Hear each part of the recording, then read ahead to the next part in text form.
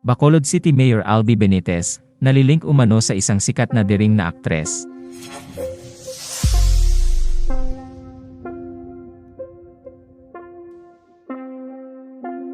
Si Alfredo Abelardo Bantog Benitez, o mas kilala bilang si Albi Benitez, ay isang Filipino businessman and politician na naglilingkod bilang alkalde ng lungsod ng Bacolod since June 30, 2022.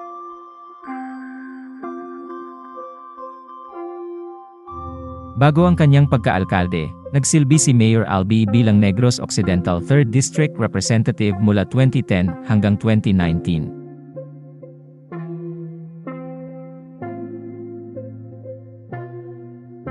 Ibinalita ng pep.ph na nagtataka raw ang alkalde kung saan daw nasagap ang ilang pangalan ng aktres na nalilink umano sa kanya, pero napangiti at umiling lang siya nang tinanong siya tungkol sa latest na nalilink umano sa kanya na isang sikat na daring na aktres.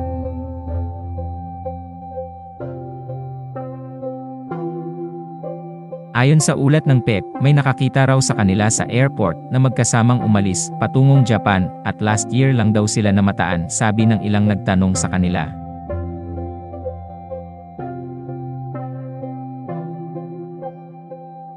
Umiling lang daw si Mayor Albi at napangiti, pero nilinaw din niya sa PEP na walang problema kung sakaling totoo man yun dahil matagal na raw silang hiwalay ng kanyang asawa.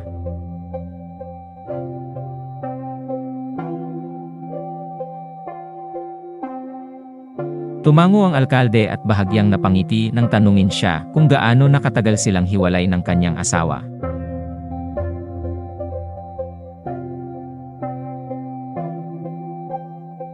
Anya, we have not been a couple for several years already. In fact, we have gotten a dissolution in court several years back.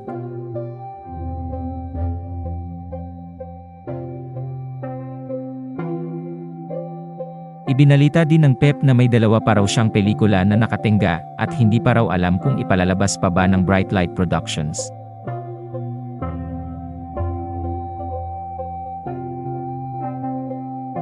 Ang mga pelikulang iyon ay ang Kid Alpha 1 ng anak niyang si Victoria's City Mayor Javi Benitez, kapareha ang girlfriend nitong si Sue Ramirez, at ang Got to Believe It Magic niya E.J. Halorina at Albi Casingo.